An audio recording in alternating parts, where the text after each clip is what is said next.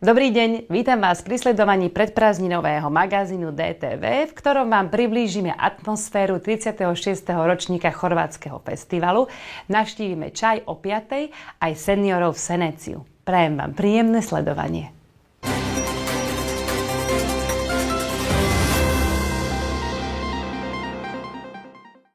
...36. ročník Festivalu chorvátskej kultúry tento rok pripadol na prvý letný deň. A naozaj bolo na Istrijskej ako na dovolenke.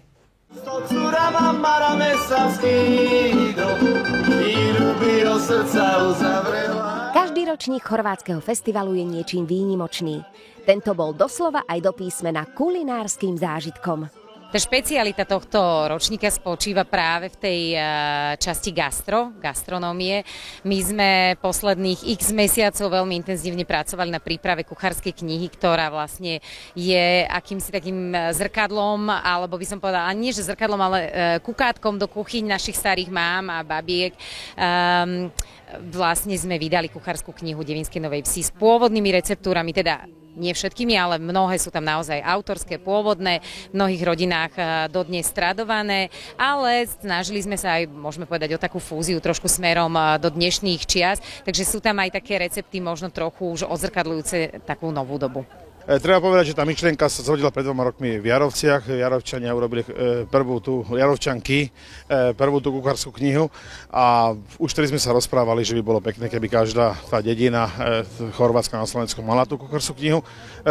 Ako druhý, hneď sa za to k tomu podujali členky chorvátskeho spolku a aj členovia spolkovnej súpravy Čerím z Devinskej Novej Vsi, že to urobia. Myslím, že to je veľmi pekná aj spomienka, aj ako tá pamiatka a treba povedať, že gastronómia je vlastne tiež súčasť tej tradície, tej kultúry, tej miestnej a myslím, že to je veľmi pekná publikácia aj graficky, aj myslím, tie recepty budú zaujímavé, lebo sú to naozaj pôvodné recepty, trochu staršie recepty a myslím, že je to tá chuť, ktorá tu dlhé storočia sa vlastne varilo za pomoci. Keď som poslal trošku recepty, predovšetkým veľa zemiakov a trošku maku, trošku orechov, to, čo bolo, masť, ale myslím, že to určite sú chutné recepty, ktoré naši predkovia staročia jedli. Mám pocit, že je to tak trochu naša povinnosť nechať niečo, naučiť toho aspoň svoje deti minimálne teda, a keď bola takáto šanca, že to išlo aj so spoluprácou cez hraničnou, že sme dostali na to nejaké projektové korunky, tak sme sa potešili a veľmi radi sme do toho naskočili a dohodli sme sa teda, že nám to stojí za to vytvoriť tie jedlá. Všetky tie recepty sme vlastnoručne navarili a možno nemajú až takú výpovednú hodnotu ako tie cukrárske alebo od nejakých renomovaných kuchárov, ale myslím si, že je dôležité to, aby sa zachovala tá tradícia tej kuchyne, aby aj naše deti, keď si v tom zalistujú, si tam našli niečo, čo jedávali u svojej babky alebo u svojej mamy a že ich to možno trochu zohreje pri srdci, keď si to budú sami doma pripravovať. Kuchárska kniha má takmer 100 receptov.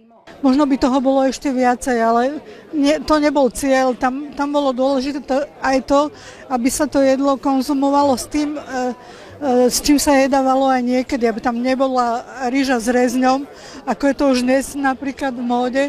To bolo niekedy veľké kuchárske faux pas. Všetky gazdiny vedeli, že k rezňu sa hodí zemiak, šalát alebo niečo iné, ale nie ryža, ako je to dnes. Najčastejšie sa u Encingerovcov varili jedlá zo zemiakového cesta.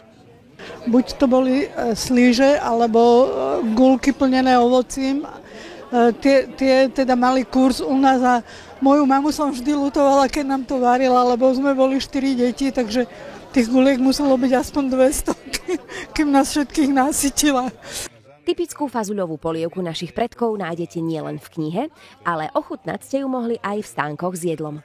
U nás doma sa každý týždeň varila nejaká polievka s hrubými rezancami, obvaranými buď šošovicová alebo fazulová.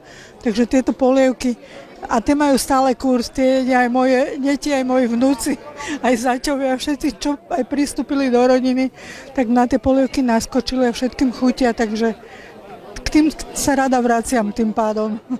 Stánkoch s jedlom bolo z čoho vyberať a nechýbali ani ryby. Tie priniesli aj Chorváti z Varaždinu. Boli to kapre, ktoré pripravovali nad ohňom tamojším spôsobom. Okrem tých tradičných obcí máme dokonca aj náš folklórny súbor Čríp prejavil záujem, že by teda chceli priamo participovať na tom gastre, nielen ako nejaký prílepok pri inom stánku, ale teda chceli mať autenticky, čomu my sa tešíme. A veľmi nás potešil záujem zo strany priateľov z Chorvátska, pretože z obce Svätý Ilia naozaj prišli v plnej zbroji, ako sa povie, prišli rybári, vinári, aj ženská údruga, teda ženský spolok, priniesli ryby, priniesli víno, priniesli koláče. Veľmi zaujímavú ponuku. Okrem jedla bolo aj na čo sa pozerať a počúvať. Vystúpia ženská vokálna skupina Bisery z Undy, potom naši priatelia z Kút Beletínca, čo je teda z obce Svätý Ilia, naše domáce klapy Rožica a Rávnica, no a potom večer, po tomto programe nám prídu zahrať zábavu priatelia z Jaroviec, skupina Delivery. V nedeľu nás čaká teda tá klasický svätá omša v kostole Ducha Svätého 11. Potom o 3. nám začína festivalový sprievod, ktorý začína na miestnom úrade, respektíve pri Vile Košťalova, ide cez Grbu až sem do kultúrnej záhrady. No a potom zajtra o 4:30, ak si dobre pamätám, áno, o 4:30 nám začne druhá časť kultúrneho programu, kde vystúpia všetky domáce folklórne súbory, ktoré vlastne zastrešuje Chorvátsky kultúrny zväz na Slovensku. Čiže sú tam domáce súbory Rosica, Grbarčieta, folklórny súbor Čeríp, ľuľanka, mini ľuľanka, tamburášky orchester Koníc, mužkojačkerno družstvo z Jaroviec, Chorvátanka. Večernú zábavu nám zahrajú fantastický čunovský beťári band. Takže myslím si, že tá ponuka je pripravená kvalitne, naozaj sme si dali záležať a verím, že to bude mať veľmi pozitívnu odozvu u našich návštevníkov. Ak sa vám chorvátskej kultúry málilo, máme pre vás ešte jednu pozvánku. Chystáme festival ešte 12.7. v sobotu v Starom meste na námestí Pavla Horsáka a Hviezdoslava. Je to už tiež tradicionálny festival, tento rok bude 13. ročník. Festival sa začne okolo 5:30 po 5. hodine festivalovým sprievodom s konským záprahom, ktorý vlastne ide tým námestím Pavla Horsáka a Hviezdoslava k divadlu a vlastne sa vracia zase naspäť na druhú časť toho námestia, kde je festival. A na tom festivale okrem súborov našich z týchto obcí vystúpi ešte súbor, taký miešaný súbor, sa volá, že Postáza naši starí, to je, že po stopách našich predkov, ktorí vlastne putujú z Chorvátska až a zakončia tento rok v Hlohovci. A čo sa týka ešte ďalšieho programu, budú nám vystupovať folklórny súbor z Kutiny z Chorvátska a ešte folklórny súbor z Lipovľan tiež z Chorvátska. Z Devínskej vystúpi naša Rosica.